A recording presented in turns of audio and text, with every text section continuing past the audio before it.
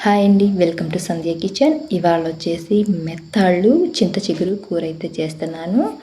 2 గుప్పల దాకా చింత చిగురు తీసుకొని తొడిములు అవి లేకుండా చూసుకోవాలి. మెత్తాళ్ళు అయితే ఒక 50 గ్రాములకు పైనే తీసుకుంటున్నాను. తొడిములు తోకలు తీసేసుకోవాలి. 2 టమాటోలు, 2 పెద్ద సైజు ఉల్లిపాయలు, ఒక 6-7 పచ్చిమిర్చి తీసుకొని కట్ చేసుకొని పక్కన పెట్టేసుకుందాము. ఇప్పుడు మెత్తాళ్ళు ఉన్నాయి కదా, ఇవి తలలు తోకలు తీసేసి వేడి నీళ్ళు అంటే బాగా కాగిన నీళ్ళని ఇందులోకి వేసుకొని ఒక 10 నిమిషాల పాటు పక్కన పెట్టేసుకుందాము. ఎందుకంటే కాస్త మెత్తబడతాయండి, గట్టిగా ఉంటాయి కదా మెత్తళ్ళు, కాస్త మెత్తబడతాయి. ఏమన్నా ఇసుక అలాంటివి ఏమన్నా ఉంటే పోతాయి కూడా. ఈ విధంగా చేసుకున్నామంటే ఒక 10 నిమిషాల పాటు పక్కన పెట్టేసుకుందాము. ఈలోపు చింత చిగురు కూడా ఉంది కదా, చింత చిగురు కూడా కడిగేసుకోవాలి. నీట్గా 2 సార్లు కడిగేసుకున్నామంటే డస్ట్ ఏమైనా ఉంటే పోతుంది. ఇలాగ నీళ్ళు లేకుండా వడకట్టేసుకొని ఇప్పుడు చింత చిగురు అనేది ఇలా డైరెక్ట్గా వేసామంటే ఆకులుగా ఉంటుంది.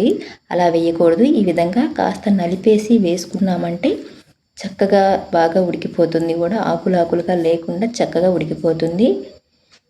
ఈ విధంగా నలిపేసుకొని పక్కన పెట్టేసుకున్నాము. అయితే ఫ్రెండ్స్, నేను చేసే వీడియోస్ కనుక మీకు నచ్చినట్టయితే లైక్ చేయండి, సబ్స్క్రైబ్ చేయండి. ఈ విధంగా మొత్తం ఇదే చేసుకొని పక్కన పెట్టేసుకుందాము. ఇప్పుడు మెత్తాళ్ళు ఒక 10 నిమిషాల తర్వాత అయితే చూపిస్తాను. కాస్త మెత్త పడిపోయాయి కదా, ఇప్పుడు నీళ్ళతో చక్కగా కడిగేసుకోవాలి. ఒక 4-5 సార్లు అయినా కడిగేసుకొని వడకట్టేసుకుందాము నీళ్ళు లేకుండా.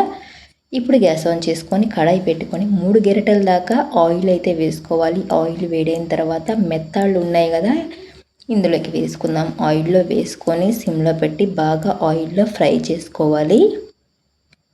కాస్త మంచి కలర్ వచ్చేలాగా ఫ్రై చేసుకుందాము.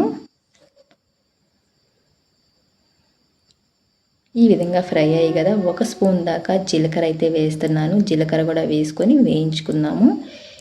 ఇవి కాస్త వేగిన తర్వాత ఇందులోకి ఉల్లిపాయలు వేసుకుందాము. ఈ విధంగా చిన్న ముక్కలుగా కట్ చేసుకున్న ఉల్లిపాయలు కూడా వేసుకుందాము.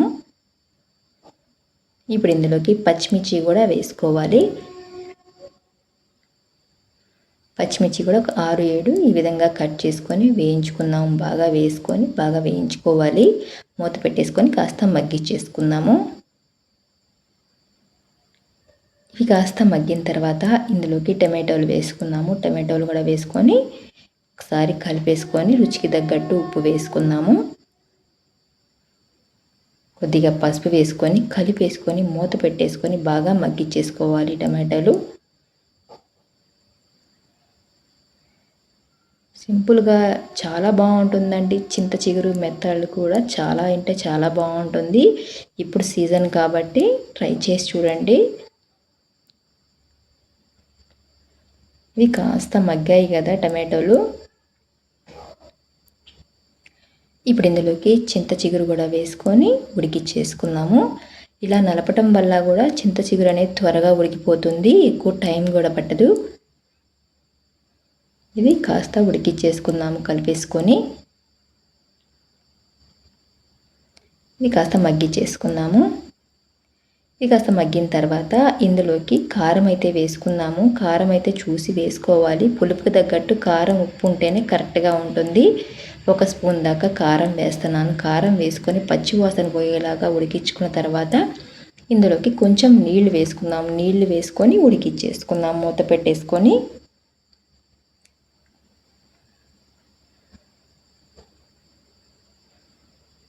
ఈ విధంగా ఉడికిపోయింది కదా, ఒకసారి అయితే కలుపుకుందాము. ఇప్పుడు ఇందులోకి 1 స్పూన్ దాకా ధనియాల పొడి వేసుకుందాము. ధనియాల పొడి వేసుకుంటే చాలా బాగుంటుంది. ఈ విధంగా వేసుకున్న తర్వాత సిమ్లో పెట్టి ఒక 5 నిమిషాల పాటు ఉడికిచ్చేసుకుందాము.